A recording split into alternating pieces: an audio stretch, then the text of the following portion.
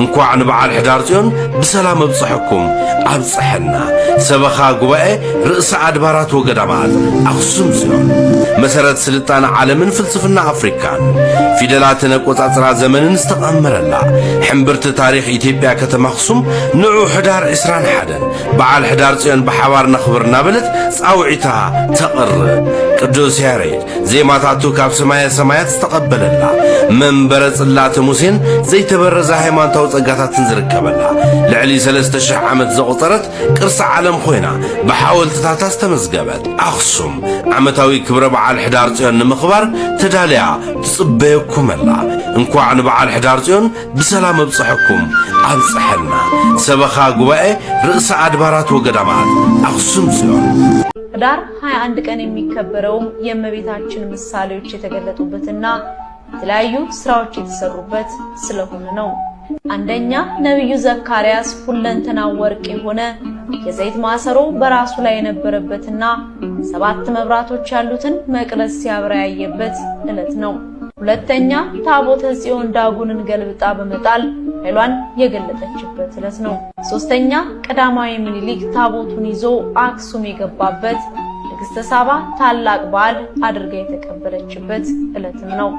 አራተኛ አብርሃ ወአጽብሃ በአክሱም ከተማ 12 ቤተ መቅደስ ያለው ቤተክርስቲያን በአስደናቂ ሁኔታ ሰርተው ከጨረሱ በኋላ ቅዳሴ ቤቱን ያከበሩበት እንዲሁም በ9ኛው መቶ ክፍለ ዘመን ዮዲት ክርስትናን ለማጥፋት በተነሳች ጊዜ በእርሷ ምክንያት ታቦተ ጽዮን ወደ ዝዋይ ሐይቅ የተሰደደችበት በኋላም የሰላሙ ዘመን ሲመጣ ተመልሳ አክሱም የገባችበት በዚሁ በሕዳር 21 ስለሆነ በእነዚህ በተደራራቢ ታሪኮች ምክንያት በየዓመቱ በደመቀ ሁኔታ ይከበራል። ታቦተ ጽዮን የዳጎንን እጁን እግሩን ወገቡን ቆራርጣ ትብ ያደረገችው ክብር ይግባት። ታቦተ ጽዮን ትብ ያደረገችው ታላቁ ሊቅ አባጽ የሰቆቃወ ድንግል ደራሲ ምን ይላል?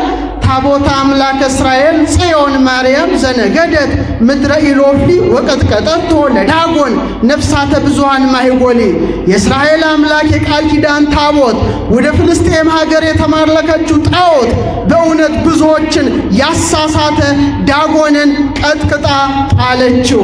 አመነገደት ቁስቋመ በኃይለ ወልዳ ካህሊ ወድቁ አማልክተ ግብጽ መናብርተ ሰይጣን ሀባሊ ወታፍሩ ኩሎሙ ዘቦሙ አስጋሊ። በእውነት ኦርቶዶክሳውያን ያቺ ታቦተ ጽዮን ጽላቱ የተቀመጠባት ታቦተ ጽዮን ወደ ፍልስጤም ሄዳ ዳጎንን ቀጥቅጣ እንደጣለች ወላዲተ አምላክ ድንግል ማርያምም የሕይወት ቃል ክርስቶስን የተሸከመች ድንግል ማርያምም ወደ ምድረ ግብጽ በተሰደደች ጊዜ ጣዖታቱ ረግፈው ወደቁ። ደስ ይበላችሁ፣ ተበታተኑ። ድንግል ማርያም ዛሬም ዳጎን የተባለ ዘረኝነትን ዳጎን የተባለ ክፉ መንፈስን ከሀገራችን ቀጥቅጣ ታርቅልን። በእውነት ትቢያ ታደርግልን። አመስግኗት ድንግል ማርያምን። አዎ ተመቱ፣ ተቀሰፉ። ምድራቸው ውስጥ አይጥ መጣ፣ መቅሰፍት መጣ ማለት ነው። እንደ ቫይረስ በሉን። አይጡ ምድራቸውን አጠፋው። በእባሽ ተመቱ፣ ብዙዎች ሞቱ፣ ደነገጡ። ከተማው ተሸበረ። አረ ምን እናድርግ?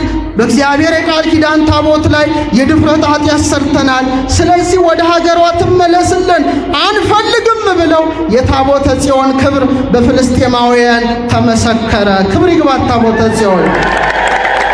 ግን አሉ ፈቃዷ መሆኗን ለማወቅ አሉ በደንብ አድምጡ። ፈቃዷ ለመሆኗን ለማወቅ 2 የሚያጠቡ ላሞች እንምረጥ አሉ።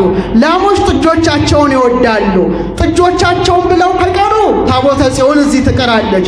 ጥጆቻቸውን ጥለው ይዘዋት ከሄዱ መሄድ ፈቃዷ ነው ብለው አዲስ ሰረገላ አድርገው እጅ መንሻ ስጦታ አድርገው ታቦተ ጽዮንን አድርገው በሰረገላው ጭነው ያልተጠመዱ ቀንበር ያልወደቀባቸውን ላሞች 2 አስይዘው ታቦተ ጽዮንን በላያቸው ላይ አኑረው ጸጥ አሉ። ላሞቹ ያችን የቃል ኪዳን ታቦት ይዘው ግራ ቀኝ ሳይሉ ልጆቻቸውን ሳይናፍቁ ይዘዋት በፍቅር ወደፊት ገሰገሱ። ኦርቶዶክሳውያን ገሰገሱ። ማርያም ጽዮን ታቦተ ቃለ ጽድቅ መንፈቀ እስራ የ20 ኩሌታ 10 ቃላት የተጻፈብሽ ጽዮን ማርያም ጽዮን ታቦተ ጽዮን ድንግል ማርያም ላሞች ከጥጆቻቸው ይልቅ አንቺን እንደወደዱ ወድጄሻለሁና ፈጽመሽ ውደጅኝ አለ። ድንግል ማርያም ትውደደን፣ በእውነት ታፍቅረን፣ እኛም እንወዳታለን። ዮሐንስ ፍቁረ እግዚ እንደተረከባት እኛም ተረክበናታል። ምሳሌዋን ይዘው ላሞቹ በፍቅር ገሰገሱ። እኛ ደግሞ አማናዊ ጽዮን ድንግል ማርያምን በልቡናችን ይዘን እንገሰግሳለን። ድንግል ማርያም ከፊት ቀድማ ከኋላ ተከትላ በግራ በቀኝ ሆና ጽላሎተ ረድኤቷን በላያችን እንደ ጥላ ጥላ ድንግል ማርያም መከራውን ሁሉ ታሻግረናለች። ደስ ይበላችሁ፣ ታሻግረናለች። ኅዳር 21 ቀን ኢትዮጵያ የገባችበት ቀን ነው። ደግሞ እኛ ኢትዮጵያውያን ምን ይመስላችኋል? ይቺ ታቦት እግዚአብሔር በእጁ የሰጣት ታቦት ምን ሆነ መሰላችሁ? እስራኤል ኖረች፣ እስራኤል በደሉ። ኢትዮጵያዊቷ ንግሥት ማክዳ ሄደች፣ ሰሎሞንን ጠይቃ መጣች።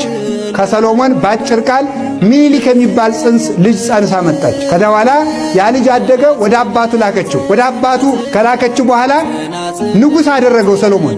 አይ እንዴት እኛ ለሁለት ንጉሥ እንገዛ አሉ። ስለዚህ ሰሎሞን ልጁን ቀብቶ አነገሰው። ኢትዮጵያዊን ነው። እስራኤል ምን አሉ? እኛ ለሁለት ንጉሥ አንገዛም አሉት። ይህን ወደ አገሩ ስደድ ልጅህን አሉት። እንግዲያማ ወደ ኢትዮጵያ የምሰደው ከሆነ ወደ አገሩ ሁላችሁም የመጀመሪያ ልጃችሁን ስጡኝ። የመጀመሪያ ልጃቸውን ሰጡ። የመጀመሪያ ልጃቸውን ሲሰጡት ሌሊት ለሊቀ ካህናቱ ቅዱስ ሚካኤል ተገልጦ የታቦተ ጽዮንን መቅደስ እኔ ከፍትልሃለሁ፣ አንተ ታቦተ ጽዮንን ወደ ኢትዮጵያ ይዘሃት ሂድ አለ። እዚህ በኋላ ተመልከቱ፣ አምደ ብርሃን እየመራቸው በቀዳማዊ ሚኒሊክ አማካኝነት ታቦተ ጽዮን መታ ኅዳር 21 ቀን ኢትዮጵያ የገባችበት ቀን ነው። ኢትዮጵያ ይኸውላችሁ፣ ከዚያ ታቦተ ጽዮን መጣች። አና ቂርቆስ ተቀምጣለች። ወደ 600 ዓመት ሲሰዋበት የነበረ ቦታ ነው። ጎጃም መርጡ ለማርያም ተቀምጣለች። ወሎ ውስጥ ደግሞ አድባበ ማርያም የምትባል ቦታ ተቀምጣለች። መጨረሻ ላይ አክሱም ጽዮን አሁንም አለች። የጽዮን አምላክ ኢትዮጵያን አንድ ያደርግልን። የሚበጠብጥንን ሰይጣን ዳጎንን እንደቀጠቀጠችው አክሱም ያለችው ጽዮን የሚያባላንን ዲያብሎስ ትቀጥቅጥልን። በሉላችሁም ትቀጥቅጥልን። ሰላምን ትስጠን ታቦተ ጽዮን እናታችን። ስለዚህ ስለ ጽዮን ምን አንልም? ስለ ኢየሩሳሌም እሳ አሁን ልብ በሉ ማምላክን ምእመናን፣ አንድ ደስ የሚል ነገር ልንገራችሁ። ድሮ ኢየሩሳሌም ማለት የሰላም ሀገር ማለት ነው። ጽዮን ያለችባት ሀገር ሰላም ናት። ስለዚህ ምን ተባለች? የሰላም ሀገር። ዛሬ ግን ታቦተ ጽዮን ኢትዮጵያ ስላለች ኢትዮጵያ ኢየሩሳሌም ሆናለች። እንኳን ደስ አላችሁ። ኢትዮጵያ ኢየሩሳሌም ናት። በዚህ ትደነቃላችሁ። በአጭር ቃል ቀድሞ ታቦተ ጽዮን ወደ ኢትዮጵያ መጣች። ኋላ እውነተኛይቱ ጽዮን ድንግል ማርያም ወደ ኢትዮጵያ መጣችልን። ቀድሞ ልብ ብላችሁ ስሙ፣ በ3 ደቂቃ ቀድሞ 10 ቃላት የተጻፉባት ታቦተ ጽዮን ኢትዮጵያ መጣችልን። ኋላ ደግሞ እውነተኛው አካላዊ ቃል በማኅፀኗ የተቀረጸባት እናታችን ድንግል ማርያም ኢትዮጵያ መጣችልን። የእግዚአብሔር የቃል ኪዳኑ ታቦተ ጽዮን ኢትዮጵያ መጣች። የእግዚአብሔር የቃል ኪዳኑ እናት እውነተኛይቱ ታቦት ድንግል ማርያም ኢትዮጵያ መጣችልን። ከማይነቅዝ እንጨት የተለበጠችው ታቦተ ጽዮን ኢትዮጵያ መጣች። ሞት የማይለውጣት ድንግል ማርያም ኢትዮጵያ መጣችልን። ውሃ የምታፈልቀው ጽዮን ኢትዮጵያ መጣች። የሕይወት ውሃ ያፈለቀችው ድንግል ማርያም ኢትዮጵያ መጣችልን። መና ከደመና የምታወርደው ታቦተ ጽዮን ኢትዮጵያ መጣችልን። የሕይወት እንጀራ ያመጣችልን ድንግል ማርያምም ኢትዮጵያ መጣችልን። ዳጎንን የቀጠቀጠችው ጽዮን ኢትዮጵያ መጣችልን። ዲያብሎስን የቀጠቀጠችው ማርያምም ኢትዮጵያ መጣችልን። ኢትዮጵያ እውነትም ኢየሩሳሌም። ስለዚህ ስለ ድንግል ማርያም፣ ስለ ታቦተ ጽዮን፣ ስለ ቤተ ክርስቲያን፣ ስለ መንግሥተ ሰማያት ዝም አንልም። ማርያምን አታመስግን የሚል ካለ እምቢ። ስለ ጽዮን ዝም አልልም። በሉላችሁም በሉ። ቤተ ክርስቲያንን አታመስግን የሚል ካለ ስለ ጽዮን፣ ታቦተ ጽዮንን አታመስግን የሚል ካለ ስለ ጽዮን። አሁን እውነቴን ነው የምነግራችሁ፣ ጽዮን ባለችበት ሰላም አለ። ታቦተ ጽዮን አለችና ድንግል ማርያም አለችና ጽዮን አለ። የሚገርማችሁ ቅድም ነግሬያችኋለሁ። ታቦተ ጽዮን መታ ምን አደረገች? በአክሱም፣ በዋልድባ፣ በደብረ ሊባኖስ፣ በጣና ቂርቆስ ጽዮን በሙሉ ተመላልሳ ነበረ። በኋላ ደግሞ ምን አለች? ታቦተ ጽዮን መታ ጣና ቂርቆስ እንደተቀመጠች ሁሉ አርፋ ወደ አክሱም ከመሄዷ በፊት ጣና ቂርቆስ እንደተቀመጠችው ድንግል ማርያም ጣና ቂርቆስ መታ 3 ወር ከ10 ቀን በስደቷ ተቀምጣለች። ይሁላችሁ መጀመሪያይቱ ጽዮን መታ ባረከች፣ እውነተኛይቱ ጽዮን ደመደመችው። ኢትዮጵያ ተመልከቱ፣ ልብ ብላችሁ ስሙማ። ኢትዮጵያ እግዚአብሔር እናቱን ከመስቀሉ ስር ለዓለም የሰጠ በዕለተ ዓርብ ነው። እግዚአብሔር ድንግል ማርያምን ለኢትዮጵያ የሰጣት ግን ገና በ2 ዓመቱ ነው። ኢትዮጵያ ልዩ ሀገር ናት፣ ልዩ ኢየሩሳሌም ናት። እግዚአብሔር ከጽዮን ያስጠጋን፣ ስሙ የተመሰገነ ይሁን። ጽዮን መጠጊያ ማለት ነው። ከጽዮን ተጠግቶ የተዋጋ ያሸንፋል። ከድንግል ማርያም ተጠግቶ የተታገለም አጋንንትን ድል ይነሳቸዋል። ጽዮን የምድር መጠጊያ ነበረች፣ ታቦተ ጽዮን። ድንግል ማርያም ግን ደግሞ ታይካ በምድር ወታይካ በሰማይ፣ የምድርም መጠጊያችን የሰማይ መጠጊያችን ወላዲት አምላክ ናት። እሷን የሰጠን እግዚአብሔር ይመስገን፣ እግዚአብሔር ይመስገን፣ እግዚአብሔር ይመስገን። ወስብሐት ለእግዚአብሔር ወለወላዲቱ ድንግል ወለመስቀሉ ይቆየን። እንኳን አደረሳችሁ። እጅግ በጣም ጠቃሚ ቪዲዮ ስለሆነ ቪዲዮን ኮፒ ሊንክ እያደረጋችሁ ጀምሩት። እናታችን ጽዮን ማርያም፣ ጽዮን ማለት ጸወን አምባ መጠጊያ ማለት ሲሆን አንድም በሚስጥሩ ማኅደረ አምላክ ማለት ነው። ጽዮን የሚለው ስም በቁሙ ለቅዱስ ዳዊት ተራራና ለኪዳነ ጽላቱ ሲያገለግል፣ በትንቢታዊ ሚስጥሩ ግን ለቅድስት ድንግል ማርያም ለቅድስት ቤተክርስቲያንና ለዘለ ዓለማዊት ርስት ያገለግላል። እግዚአብሔር ከዘመነ አበው በኋላ ለእስራኤላውያን ክብር፣ ሞገስ፣ አምባ መጠጊያ እንድትሆናቸው ታቦተ ጽዮንን በቅዱስ ሙሴ አማካኝነት ሰጥቷቸዋል። አዎ እጅግ በጣም ይገርማል። ልዑል እግዚአብሔር እኮ በእጁ በራሱ ጽላቱን ቀርጾ ለቅዱስ ሙሴ ሰጥቶታል። ታቦተ ጽዮንም ለ500 ዓመታት ለ500 ዓመታት ከእነሱ ጋር በመቀመጧ በፈጣሪና በእነሱ መካከል ድልድይ ሆና እስራኤልን ለ40 ዓመታት መራቻቸው። አማሌቃውያንን በኃይሏ አጠፋችላቸው። ዮርዳኖስን አሻገረቻቸው። የኤርትራን ባህር ከሁለት ከፍላ በየብስ እንዲጓዙ አደረገቻቸው። ዳጎንን ቀጠቀጠችላቸው፣ ሰባበረችላቸው። ፍልስጤማውያንን አስጨነቀችላቸው። አስጨንቃም ደግሞ ከምርኮ ተመለሰችላቸው። እስራኤላውያን በሙሉ ተማጽነው ጥያቄዎቻቸውን መለሰችላቸው። በድንኳን ውስጥ እግዚአብሔር በእርሷ አማካኝነት ተገለጸላቸው። ከእናንተ ጋር ነኝ አላቸው። ኧረ እንዲሁ በአጠቃላይ በእግዚአብሔርና በእስራኤል መካከል ድልድይ ሆና ለ500 ዓመታት ከኖረች በኋላ ከዚያም ባለቤቱ ልዑል እግዚአብሔር ሲፈቅድ በዘመነ ሳባ በቀዳማዊ ምኒልክ እብነ መለክ እብነ ሐኪም አማካኝነት ኅዳር 21 ቀን እናታችን ቅድስት ሳባ ባሰራችላት ቤተ መቅደስ ኅዳር 21 ቀን ወደ ኢትዮጵያ ገብታ በቤተ መቅደሷ ተቀምጣለች ማለት ነው። ስለዚህ እኛም በመጽሐፍ ጽዮንን ክበቧት እንደዚች ያለችውንም አመስግኗት በተባልነው መሰረት እናታችን ቅድስት ጽዮንን ከበን እናመሰግናለን፣ እንዘምራለን፣ ደስታ እናደርጋለን ማለት ነው። በነገራችን ላይ እናታችን ቅድስት ሳባ ወይም ደግሞ ንግሥት ማክዳ የጠቢቡ ሰለሞንን ጥበብ ለማየት ወደ ኢየሩሳሌም ሄዳ ጠቢቡ ሰለሞንን አግኝታ ልጇን ቀዳማዊ ምኒልክ እብነ ሐኪም እብነ መለክን ከጠቢቡ ሰለሞን አርግዛ ወደ ኢትዮጵያ መጥታለች።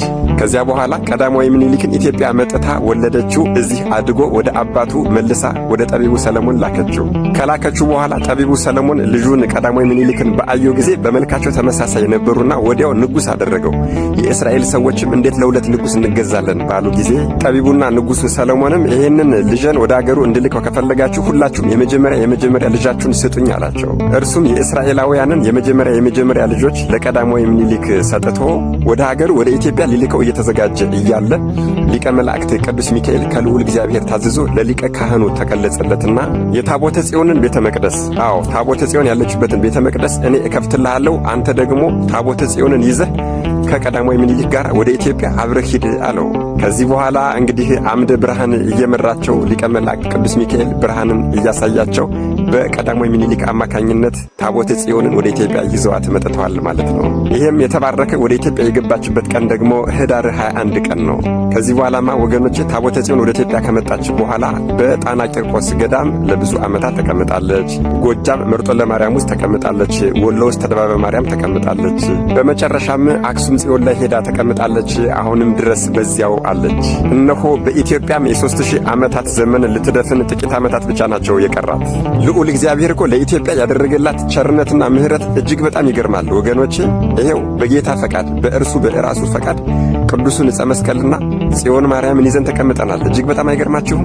ይሄም ሆኖ ግን ታቦተ ጽዮንን መስረቅና መውሰድ የሚፈልጉ ብዙ ቀሳጤዎችና ወንበዴዎች እንዳሉ እናውቃለን። እኛ ግን አንጨነቅም።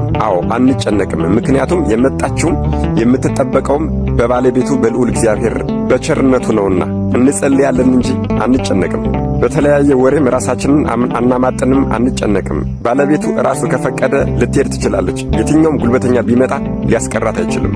በዚህ በኅዳር 21 ቀን ክብር ጽዮን እመቤታችን ቅድስት ድንግል ማርያም ትከብራለች።